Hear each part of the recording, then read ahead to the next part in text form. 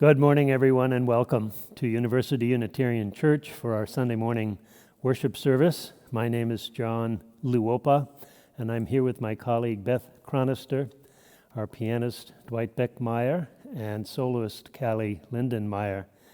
All happy to share this service with you this morning. Happy summer. This is the first of our summer services, which will continue over the months of July and August and then end on the Labor Day weekend. Next week, on Wednesday, the General Assembly of the Unitarian Universalist Association, which is our national conference, will take place virtually this year for the first time, and many of us will be delegates and attending sessions from our homes and offices during the week.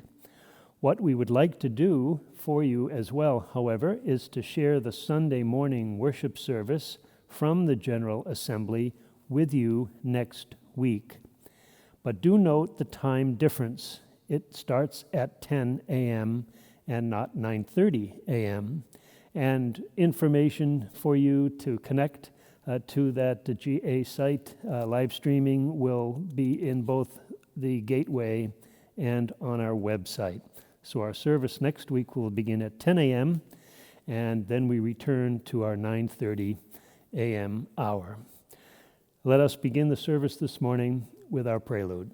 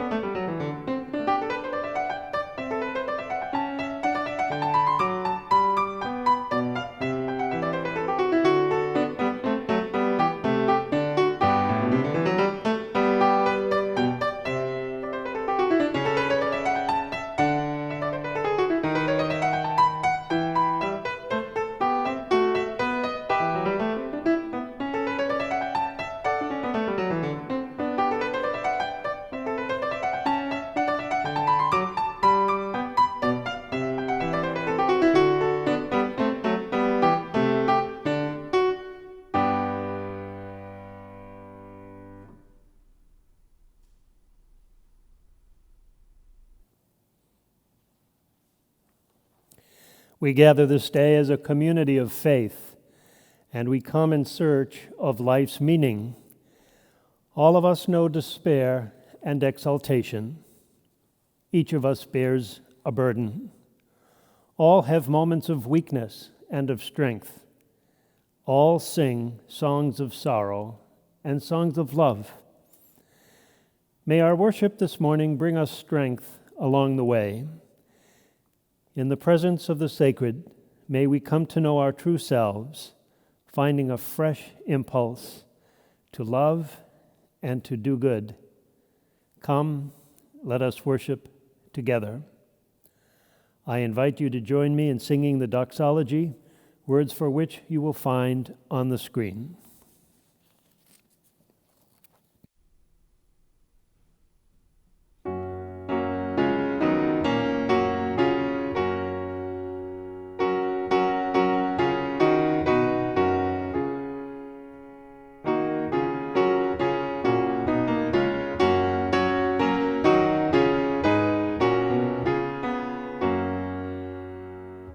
From all that dwell below the sky,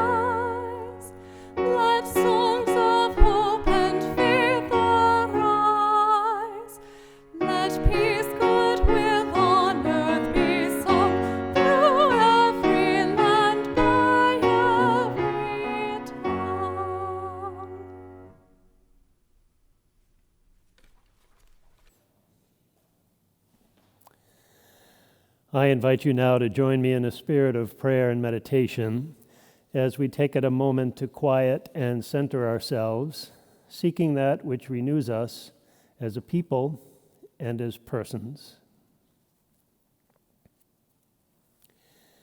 Spirit of life, we give thanks for our intense desire to live. Spirit of life, we give thanks for the mystery of love, for another chance to live, and for another chance to love. We are grateful for friends who stake their claim in our hearts, and for enemies who disturb our egos and bump our souls. May we become more grateful for those who attempt beauty rather than curse ugliness, for those who take stands rather than for those who take polls. May we become more grateful for those who risk being right rather than pander to being liked, for those who do something rather than talk about everything. And then may we be granted grace and a portion of understanding that we may live as to give others cause to be thankful for us. Thankful because we have not forgotten how to hope, how to laugh, how to say, "I'm sorry," how to forgive, how to bind up wounds, how to dream, how to cry and pray, and how to love when it is hard and dare when it is dangerous. Let us break all that holds us back so that praise may flow more easily from us than wants, thanks more readily than complaints. Spirit of love, on this day we give thanks for another chance to live and another chance to love. To these imperfect words, we add the silent intentions of our hearts.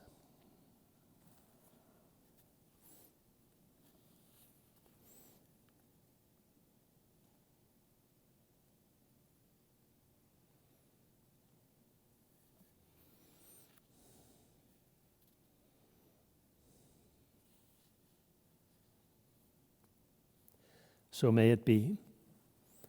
Amen.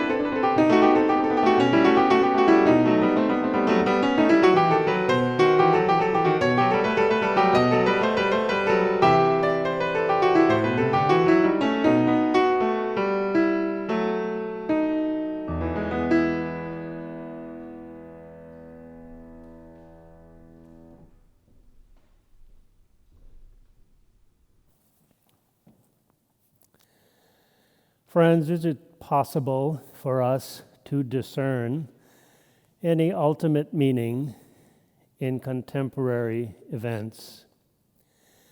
Meaning which may be hidden to us by virtue of our ignorance or indifference, fear or rejection. Is there any ultimate meaning that can be discerned in current events? Events which have exposed to us once again, and not for the first time, but in a newer and harsher way, some of the great injustices that saturate the life of all people who live in this country. We have been exposed in the last 2 months to the pernicious and death-inflicting power of white privilege and white supremacy, and even the hatred of anti-blackness, which results in the death of many innocent people.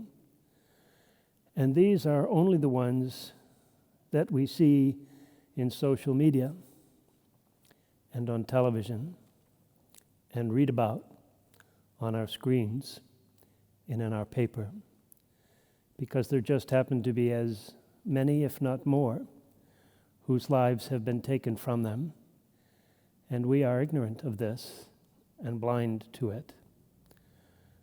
We meaning most white people, because for people of color, their existence in the United States has never been easy or safe or just. There is an awakening in the land of the power of this oppression against other people. And I think as we awaken to it, we discern that ultimate meaning in the course of contemporary events. And that ultimate meaning is that no human being is able to reach the fullness of their being as long as we are separated from each other and oppressing each other. And so it forces all of us, first, of course, on an individual basis, to search our own consciences and our hearts and our understanding, to ask ourselves to what degree we, white people, are complicitous in this deep hatred and evil, and to do the hard spiritual work to disenthrall ourselves of that yoke which kills others and hurts us. But it is incumbent too, not only upon us as individuals, but as institutions in society, like this church, to look at the ways in which it benefits from this oppression and the ways in which we are complicitous in maintaining it and silent against dismantling it, thereby allowing its evil and demonic ways to continue. And so your ministers, Beth and I, have asked our Board of Trustees and the leaders of the congregation and the staff to begin in earnest conversations about our role in society and to dismantle any racist prejudices, biases, actions, and behaviors in our own midst, so that we may free ourselves of this complicity and this deep shame. We do this because we are called upon by our heritage of Unitarian and Universalism, but as Americans, but really primarily as human beings.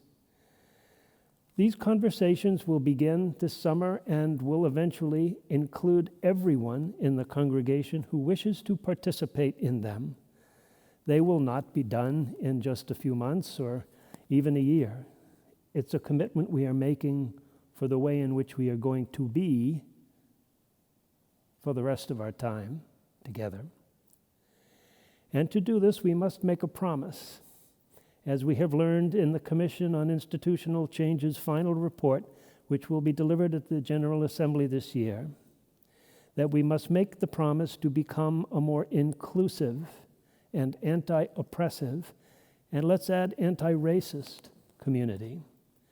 That we must, secondly, recenter the voices of those who have been marginalized, knowingly and unknowingly, by our understanding, our policies, and our practices.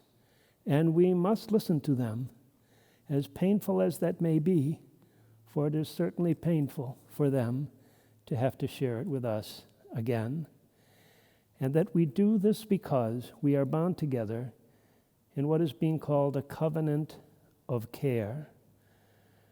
That our fullness as individual persons, regardless of race, can never happen unless we break these barriers of separation and stop the practices of oppression. Our destiny is bound one to another. It is the only way we will find any measure of salvation on earth. The work will be hard. The work may be alienating, but the work is just, and the work is right, and the time is now. And I invite you, we invite you, to join us in this long labor of love and redemption.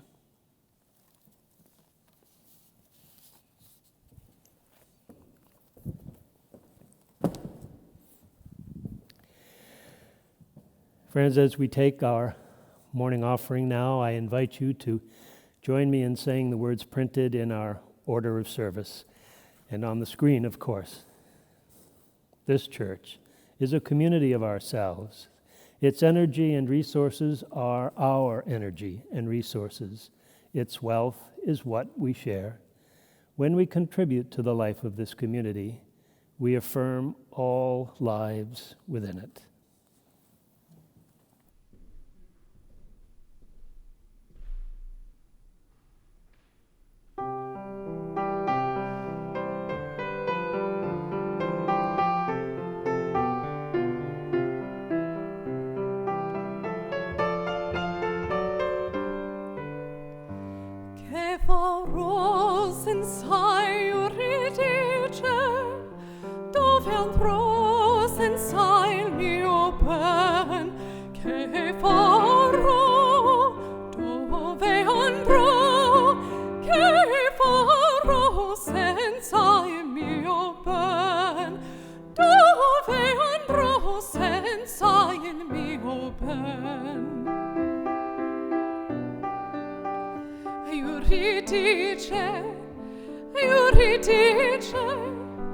Oh Dio, rispondi.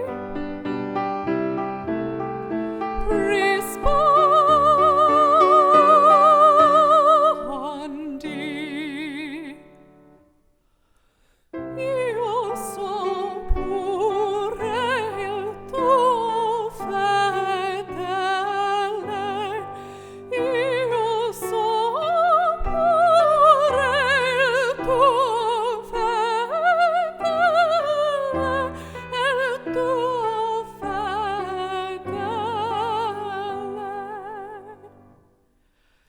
Che farò senza Euridice?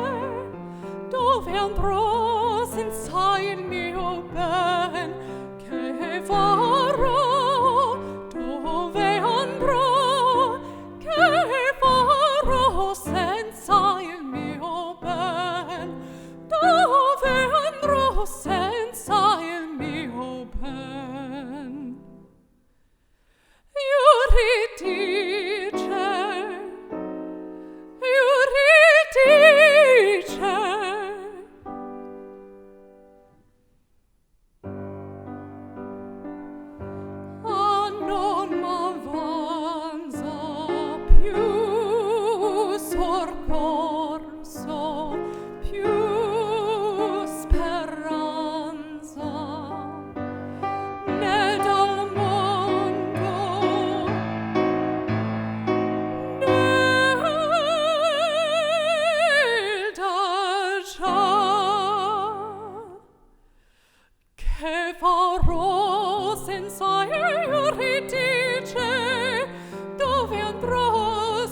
senza il mio ben, che farò, dove andrò, che farò senza il mio ben, dove andrò, che farò, dove andrò senza il mio ben, senza il mio ben, senza il mio ben.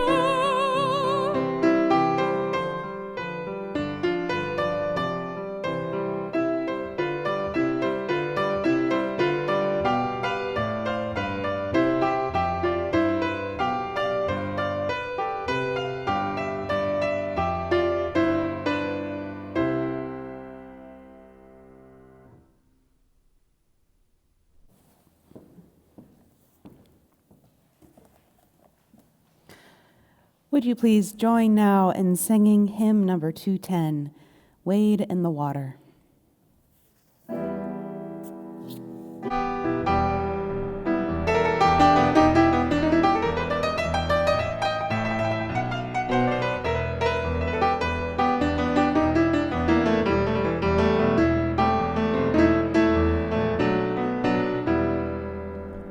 Wade in the water, wade in the water, children, wade in the water.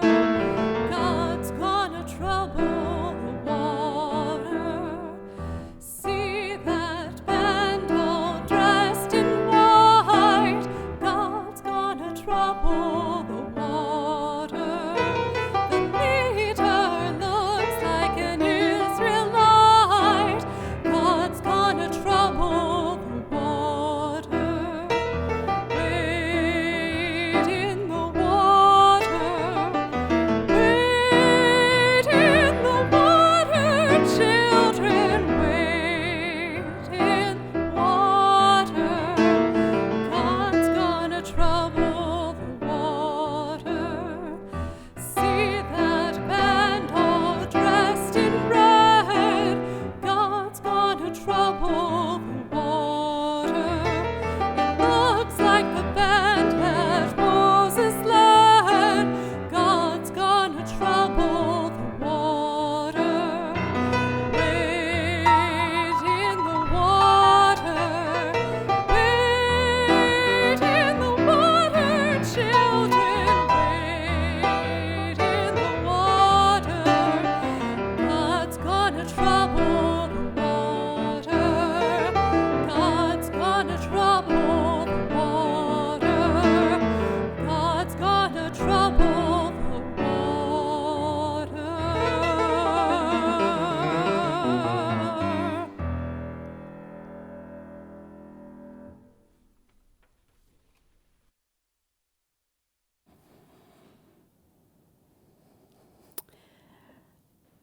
This African American spiritual wade in the water has been running through my head these last weeks of watching and participating in the protest against the public lynching of George Floyd under the knee of a white police officer in Minneapolis at the end of May. The waters of this country indeed are troubled, and change like a mighty stream is running across the whole nation through cities as well as towns and suburbs, demanding racial justice in a country that has been anti-Black since its inception. This hymn, Wade in the Water, has deep roots in American history. Its origins reach all the way back into the centuries during which Black people were enslaved by white society by brutal means. It was sung by the enslaved people as they worked in the fields and dreamed of liberation. The verses of this spiritual recall the biblical story of Exodus, a key text in the search and fight for liberation, a key text in which the Hebrews narrowly escaped their enslavement in Egypt by crossing the Red Sea, beginning their long journey toward freedom. Much like the song, Follow the Drinking Gourd, Wade in the Water was encoded with guidance for those escaping slavery taught by Harriet Tubman to the people she led to freedom so that they would walk through the streams where they could not be tracked. I think it's important to remember that the calls for justice that we are hearing now from Black leaders and communities, these calls flow from a centuries-long tradition of resistance and resilience against great odds, such as was celebrated this last week in Juneteenth. Wade in the water. Wade in the water, children. God's gonna trouble the water. As Ibram X. Kendi teaches in his book, Stamped from the Beginning, throughout the history of the United States, there have been both racist ideologies and policies and anti-racist movements that have challenged the idea that racial groups are inherently unequal and naturally stratified. We are witnessing one of these anti-racist movements as communities gather, crying out in grief and anger at the police killing of yet another Black person and calling for transformation not only in policing, but in the systemic and interpersonal racism that is pervasive across society. The history of this country and how it is told is being called to account, and history is being made as we speak. The Black Lives Matter movement, birthed as a love letter to Black people in the aftermath of the acquittal of George Zimmerman for killing the young Trayvon Martin, has been working for 7 years now to resist racist policing and to organize for a nation in which Black lives are treated as if they matter. The change in public opinion over these past weeks, which now overwhelmingly affirms the presence of racism and white privilege, comes by way of the work and leadership of this larger movement for Black lives, this movement for Black health, happiness, and possibility. Are we listening? In the midst of a pandemic that has laid bare racial disparities and who is most likely to die from coronavirus, and at a time in which the nation, the population, has seen just how quickly everything can change when there is motivation to do so. People are coming together, not only in the streets, but in their organizations, online, and at the level of their very own souls, to demand transformation, long overdue transformation. And from this energy, police funding is being cut and reallocated to community solutions and mental health. Statues of slave owners and Confederates are being brought down off of their pedestals, and experiments in beloved community are being practiced, such as on Capitol Hill in the Autonomous Zone, where people are organizing teach-ins on racism, creating abundant art, growing food, and offering mutual care and community safety without a police presence. My fervent prayer as a minister in this tradition and as a lifelong UU is that we don't sleep through this awakening, but that we dare wade in the water, joining our energies to the movements fighting for the realization of what Langston Hughes called a dream deferred. Now, within any religious tradition, there is a complicated inheritance of a combination of history, theology and culture, oftentimes a contradictory inheritance. And this is particularly true for religions such as ours, whose history reaches back into Christianity.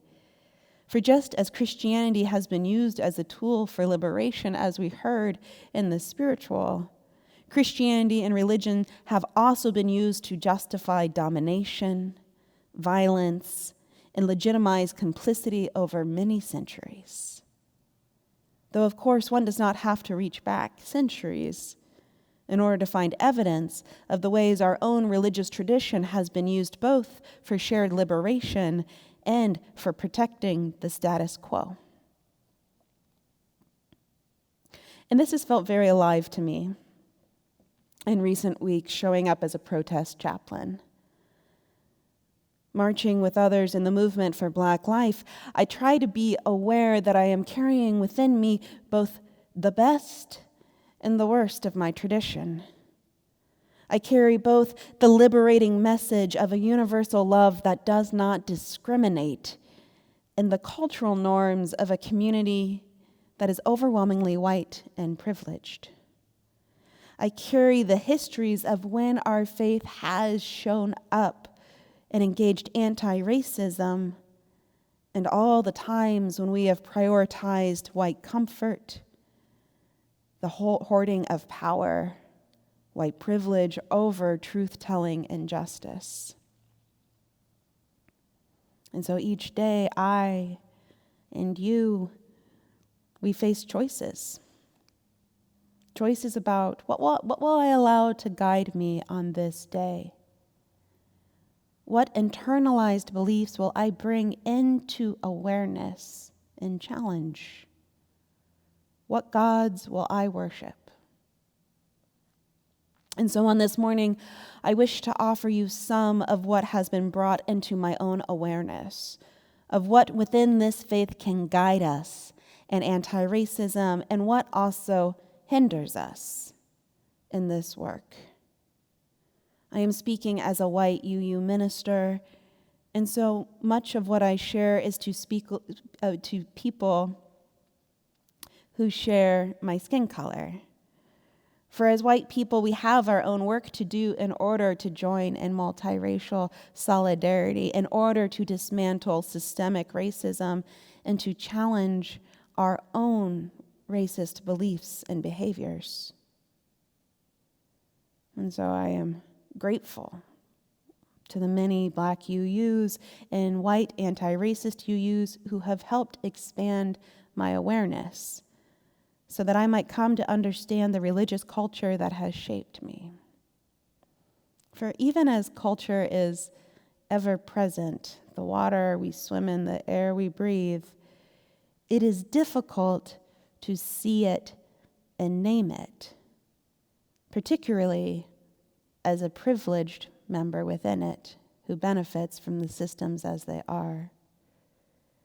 Whiteness as a racial construct and culture has been so pernicious and hard to change, in part because it pretends not to exist, even though it touches everything, from racial disparities and maternal mortality rates to hiring practices to who has access to voting booths. As a Black African professor of mine in seminary told us, America is simultaneously obsessed with and in denial of race. As Unitarian Universalist, we are inheritors of our Universalist ancestors who proclaimed that no one falls outside of God's grace, that people are not inherently broken, nor are they broken into, separated into those who are saved and those who are damned. Universalists claim that all people, no matter their identity, their family, their beliefs, were worthy of love. And this was religiously radical at its inception, and it is radical still today. However, in practice and influenced by dominant culture, I see how this inheritance of universalism has often resulted in universalizing. Universalizing, which assumes sameness and denies or minimizes difference, thereby avoiding the natural conflicts that arise when people bring their different cultures and experiences into true dialogue. In congregations that are primarily white, this universalizing often results in centering white experiences, white voices, white music, and worship traditions, and assuming that this speaks to all people. There is a prevalent assumption that we are a colorblind community, when in truth, whiteness, white culture, without interrogation, is often what we offer. There are so many stories of people of color in UU congregations who are asked then to conform to the white cultural norms or are forced to leave if they call this culture out. Multiculturalism, what many UU congregations say they long for, cannot thrive in this environment where the needs of the dominant group are centered. In contrast, authentic belonging. Do you know that feeling? Authentic belonging relies on an openness and awareness of difference, abilities to sit with discomfort, to redistribute power, and yes, engage in conflict. Now, I know that for many white people who were taught that it was good to judge people as individuals rather than by their group identity, this might be difficult to accept. But to refuse to see racial difference is a denial about how those differences are treated in a society which is far from equal.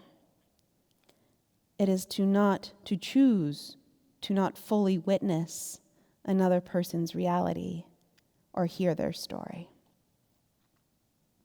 My own family has lived through both minimizing and coming to more acceptance about our differences. I come from an interracial family made so through birth and adoption. Growing up, my biracial brother was treated differently as a black boy in the schools and policing systems, and yet my family struggled to have conversations about our differences.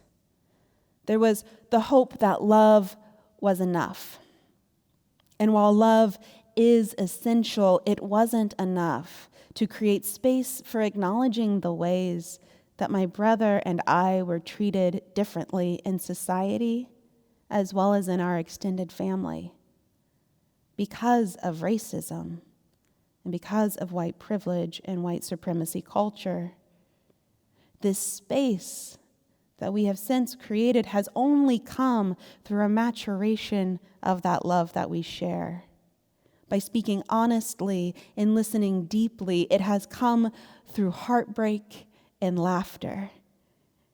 And though this has been uncomfortable at times, even painful, it has been wholly necessary to authentically belonging to one another.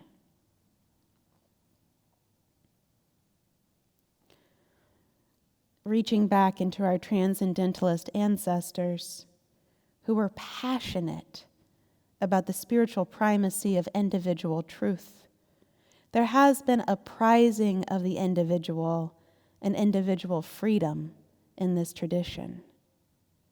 As a non-dogmatic tradition that encourages people to discover their own beliefs, we have provided a much needed place for individuals to find their own truth and a sanctuary for people who felt harmed by the religious communities of their youth.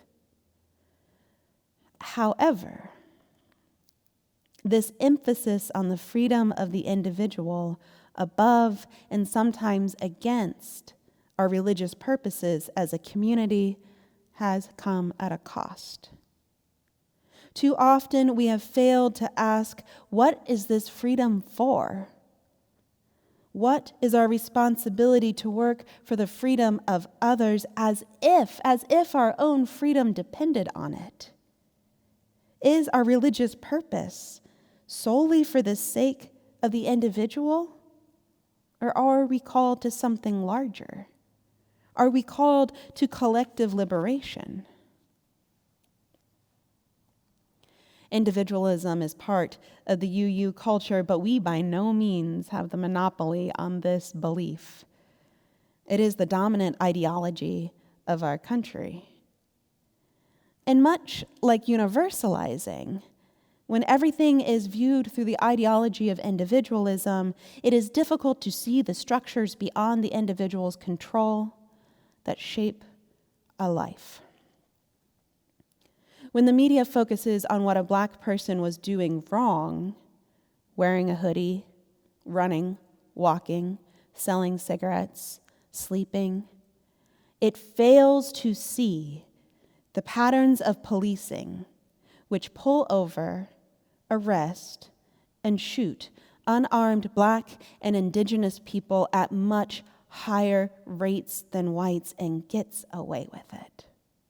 It dismisses our collective responsibility, and it lays blame on the victim, or it lays blame on a few bad apple cops, unable to see the system they are within. Individualism also makes it incredibly threatening to receive feedback about one's own racism. This has been a difficult journey to learn how to receive feedback about my own racist assumptions and behaviors as a white person and as a religious leader. It's so hard to not get defensive about my intentions. It's so easy to fall into shame about my own failings and my abilities to cause harm. And it is only when I am able to remind myself that I do not act alone, that I remind myself that I too am a product of a racist culture, that for 35 years now I have absorbed racist stories and stereotypes all around me. When I remember this, give myself this grace, I am able to receive that feedback as a gift, as the gift it is. A gift from someone who loves me enough, who believes in my ability to learn, to tell me the truth. Telling the truth, hearing the truth about how racism lives in our nation, our congregations, families, and our very own souls can be painful, which is honest.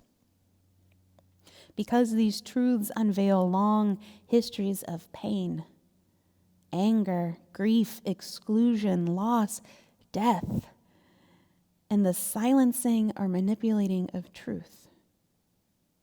The cost of racism and white supremacy, the material, generational, physical, spiritual, emotional cost are astonishing, is astonishing.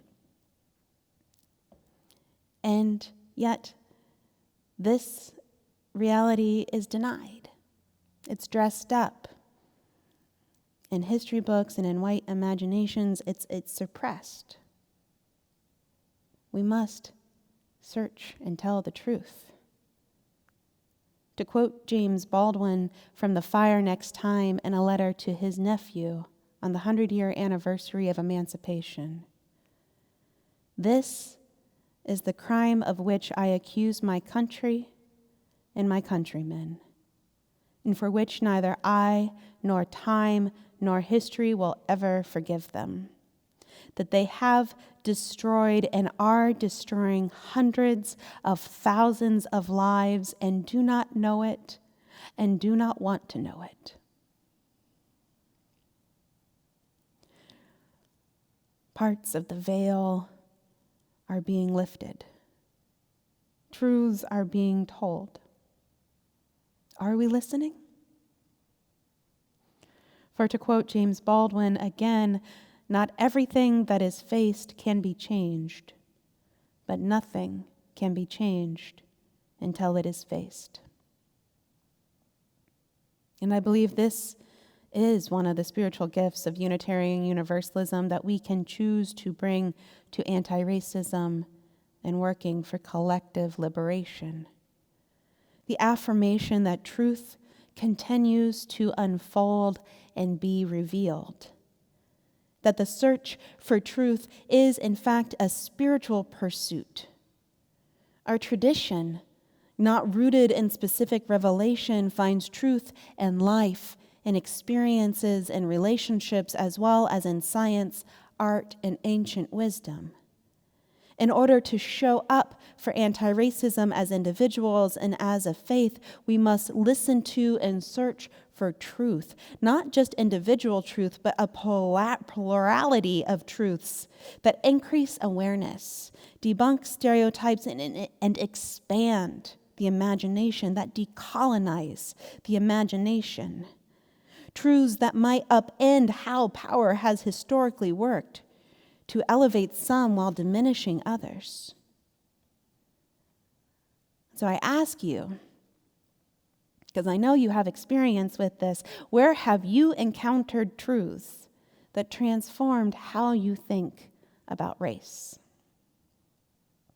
Who have been the voices, and what have been the experiences that challenged you to actively choose anti-racism over the belief, the notion, the fantasy that you could somehow be neutral when it comes to racism and anti-racism?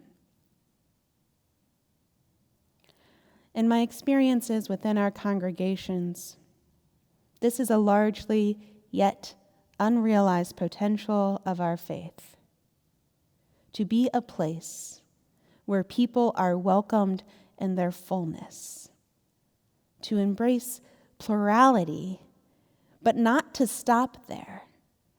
For to really embrace plurality, we must be also transformed by it, transformed by each other's stories, taking one another's realities from the theoretical and into lived relationships. We must also follow this transformation, be rededicated to our covenants, and rededicate ourselves to our covenants to take responsibility for one another's well-being, to work for justice together where any group of people are systematically oppressed or excluded both within and beyond our communities, to not stop at individual freedom, but to work in solidarity toward collective liberation. This is our call. It is beckoning. As Gwendolyn Brooks wrote, we are each other's harvest. We are each other's business. We are each other's magnitude and bond. History is being made. The invitation is to join in a growing multiracial Black-led movement that is sweeping the nation. The invitation is coming from the streets, but also from your own consciousness and from this religious tradition that calls us to make love and justice real. As a country and as a people, we carry a complicated inheritance. I pray that we choose that which leads us towards liberation and give our communities to this work. As I've heard my colleague John say, anti-racism is some of the most important work we will do as a religious tradition, and we will have no integrity if we do not do it. Dare to wade in the water. You will find that you have good company there. Blessings of courage, hope, and faith to you each and all.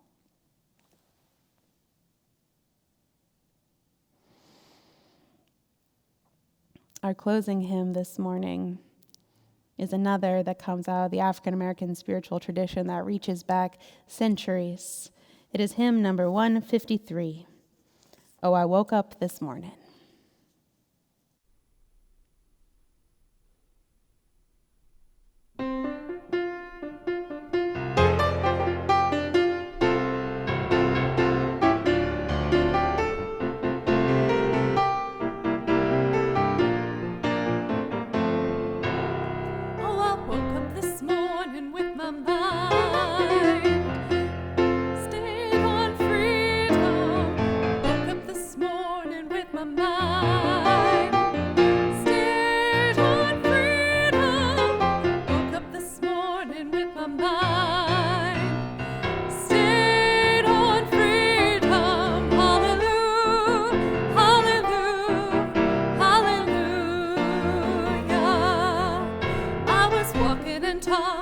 My mind stayed on freedom, walking and talking with my mind.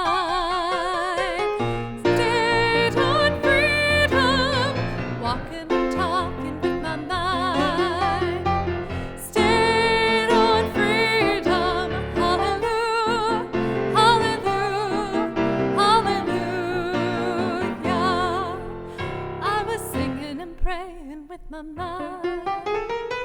Stayed on freedom, singing and praying with my mind. Stayed on freedom, singing and praying with my mind. Stayed on freedom, hallelujah, hallelujah, hallelujah.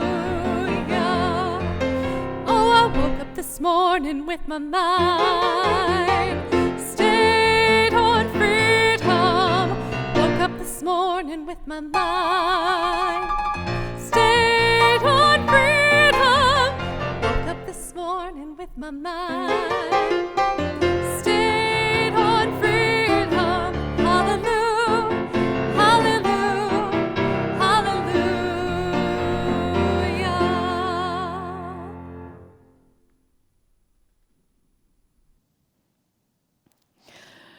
As we close out our service, I would like to offer some celebrations. Happy Father's Day to all who father out there in this community and in the world. Happy Juneteenth this last Friday. Happy summer solstice. Welcome Seattle to your longest days. And happy Pride Month. I hope you all remember, those who are celebrating Pride, that in the beginning, Stonewall was a riot. We are in a good tradition these days. So, one quick invitation. I know that for many of you, it's not possible to go out and join in the streets and march because of the realities of the pandemic. And so if you're searching for ways to get involved, or if you are able to go out in the streets and are searching for more ways to get involved in what's happening in terms of racial justice, I'd encourage you to seek out our racial justice team, and also to seek out on our website a emerging email list that will be sending out resources and invitations and opportunities to engage. And I'd also encourage you to look into our UU the Vote group here at UUC. UU the Vote is a across the Association of UU Congregation of movement to mobilize and register voters, to engage in election reform, and to help underrepresented Black and Brown communities gain their political voice. UU the Vote here at UUC is partnering with Common Purpose. And Steve Carlson, one of the leaders of this initiative, the kind of inspiration of why we're doing it here at UUC, he carries this, he always shares this when he talks about UU the Vote, that in helping people to connect to their vote, we are helping people's voices to be heard. So please do seek out those activities where your reach can be felt all over the nation by connecting with voters in many states. I'm going to close this morning with these words from Mark Morrison Reed, the Reverend Mark Morrison Reed, who is a Black Unitarian Universalist who has been a historian of this movement, their strengths and weaknesses. And I would encourage you, if you're curious to learn more about Unitarian Universalist history, to seek out his work, Mark Morrison Reed. The central task of the religious community is to unveil the bonds that bind each to all. There is a connectedness, a relationship discovered amid the particulars of our own lives and the lives of others. Once felt, that inspires us to act for justice.